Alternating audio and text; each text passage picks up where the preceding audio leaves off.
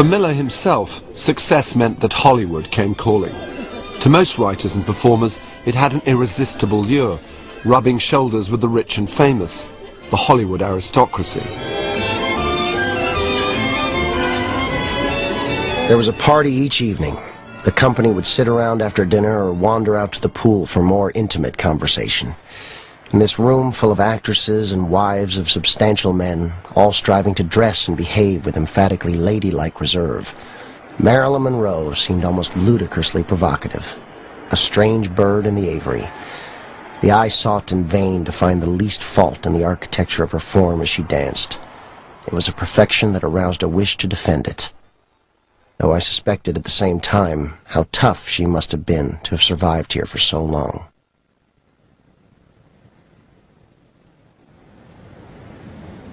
The very inappropriateness of our being together was to me the sign that it was appropriate, that we were two parts, however remote, of this society, of this life. One was sensuous and life-loving, it seemed, while in the center of it there was a darkness and a tragedy that I didn't know the dimensions of at that time.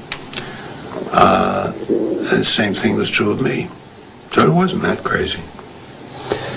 And then at a certain point, you decided, well, you fell in love, basically. Yes.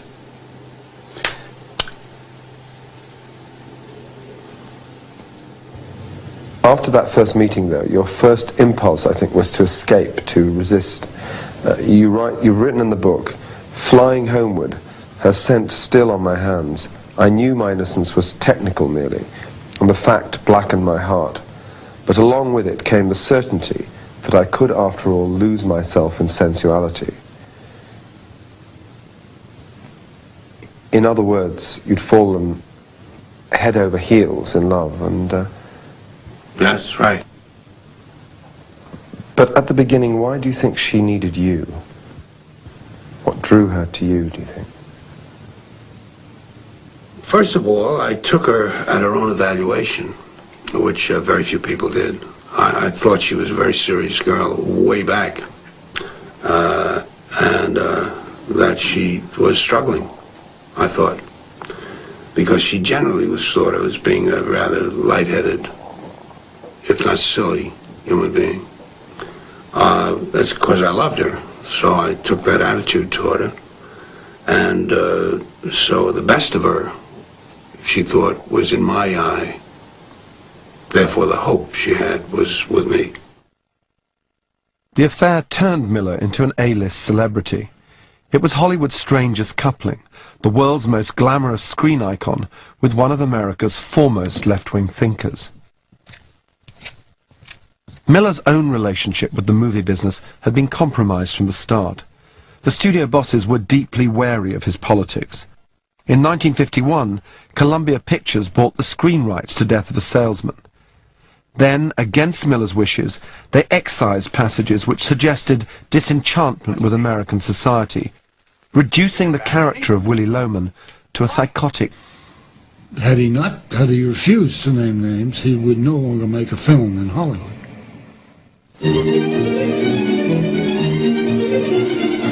London Airport. Down in the passenger list as Mr. and Mrs. Miller, a honeymoon couple arrive in Britain to face the biggest headline since Caxton set up in business. Yes, it's Marilyn Monroe arriving with her playwright husband, Arthur Miller. Flashbulbs were popping from every angle, but Marilyn had nothing to say for the microphone. They married in 1956. The headline said, "Egghead marries Hourglass," and their honeymoon in London coincided with Monroe shooting The Prince and the Showgirl with Laurence Olivier. But Miller wasn't supposed to have gone on honeymoon, nor even to have left America, for by now he too had been subpoenaed by Joe McCarthy to be examined before the Committee for Un-American Activities. One was struck time after time by the unreality of it all. That is, the committee was acting, as in my case, for example, Congressman Walter of Pennsylvania, let it be known to my lawyer the day before I was to go before the committee that if I would permit him to take a photograph with Marilyn Monroe, he would call off the hearing. Now, of course, I didn't agree to that, but the point of it was that this wasn't, at the time it didn't even shock me. Well, I refused, and when I refused, he comes in the next morning and pretends that I'm an imminent danger to the whole Republic. Miller's subpoena sent shockwaves through the movie industry. If Marilyn Monroe's husband were proven to be an enemy of the state, it could be very bad for business. Marilyn's studio boss was the autocratic and rabidly anti-communist Spiros Skouras. That all of the dreams that you good people... He certainly tried to intimidate you, Spiros Skouras, didn't he? Well, when my turn came, it was, I forgot now, some years later, and he came to see me, and he was the head of 20th Century Fox, and he said, Arthur, I hope you're going to be a good fellow and you're going to do what's right. And of course he was only interested in me because I was married to Marilyn, who was their biggest star. When Miller finally appeared before the committee himself, he admitted to his own past left-wing activities, but he refused to provide a list of colleagues who might also have been involved. He wouldn't name names. I met him again after I refused to testify, and he said, "You're Socrates." These guys, there was no principle involved ever anywhere that I could detect. It was simply that they were getting very bad pressure from a powerful group in the government.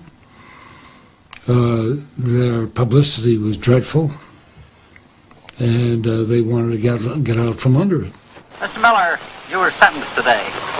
Well, it seemed to me a rather light sentence. How do you feel about it? Well, it is a light sentence, but I don't happen to be guilty, so I'm going to appeal it. Mr. Miller, you were charged with contempt because you wouldn't talk about your friends. How do you feel about it now? I feel the same as I ever did, which is that I don't believe that a man has to become an informer in order to practice his profession freely in the United States. Marilyn Monroe was by now the biggest female star in the world. Acting as her consort was becoming a full-time job.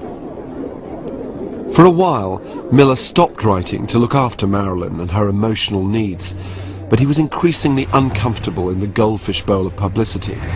And now, Marilyn's state of mind and health were deteriorating.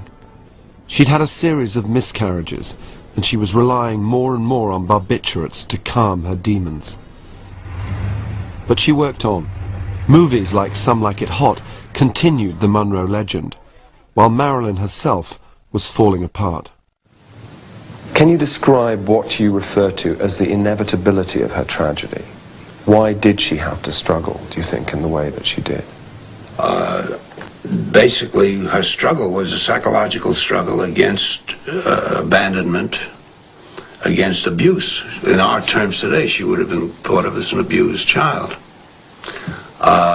Now, the psychological damage that creates is very well known.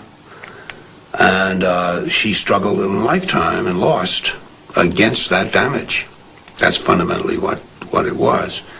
Her mother condemned her. Her mother was mentally ill and tried to destroy her at one point. And it was also a question of a surrounding fundamentalist religion, which condemned exactly what she was doing, namely acting, being in show business. So that there was a stain of the illicit and the condemnation always there at the same time. She was in rebellion when she acted, and she expected punishment as a result of it, somewhere in that psyche. There's a number of forces that were working for it, but some of them were particular to her, but it's by no means an unheard of type. The great thing about her, to me, was that the struggle was valiant. She was a very courageous human being, and she didn't give up, really, I guess, till the end. The screenplay of the 1961 film The Misfits was based on Miller's own short story about 3 horse traders in the Nevada desert. Chuck him down, Guido!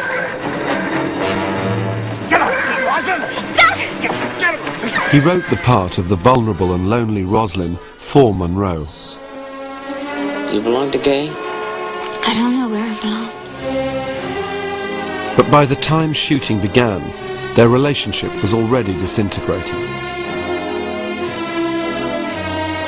The rhythm of our work days began to stumble, as Marilyn was unable to appear until later and later each morning. I had no inkling of what to do or say anymore, and sensed she was in a rage against me or herself or the kind of work she was doing. She seemed to be filling with distrust, not only for my opinions of her acting, but also for Houston's. It all gradually passed beyond anger or resentment, the way a natural calamity leaves one in a pause of powerless amazement.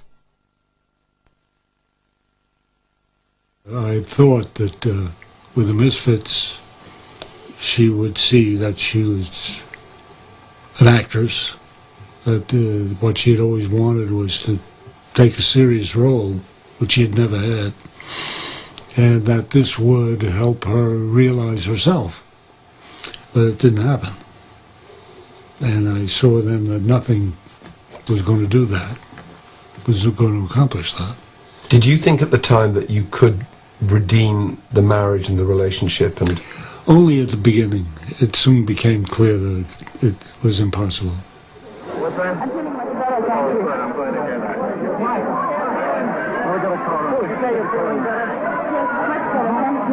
The Misfits would be Marilyn's last film, as well as Clark Gable's.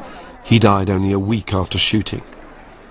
Monroe and Miller's marriage broke down irretrievably. They were divorced. Marilyn Monroe died of a drugs overdose, alone, a year later, in 1962.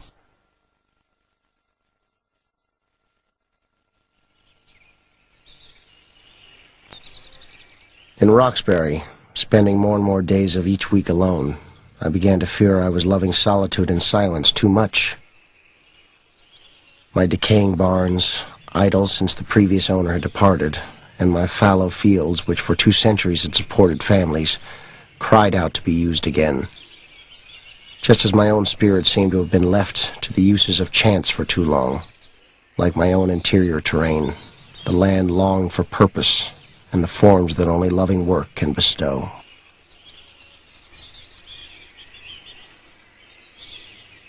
Some of the last photos of Marilyn on the set of The Misfits had been taken by a young photographer from the Magnum agency, Inga Marath. Miller took little notice of her at the time, being too preoccupied with his failing marriage, but months later he met her again, and they fell in love.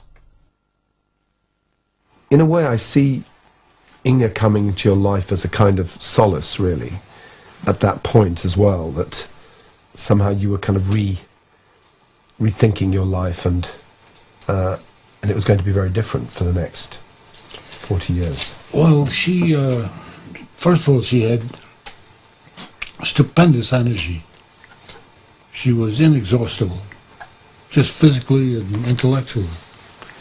She'd get tired, but when she got tired, she just went to sleep. Get up, all new again. And also she brought into my life a completely different culture, which was a culture that was basically hers, the European, Middle European culture of Vienna and Czechoslovakia and all that, which reminded me of the fact that I came out of that. Miller and Inga Marath married in 1962. For the next 4 decades they travelled the world together.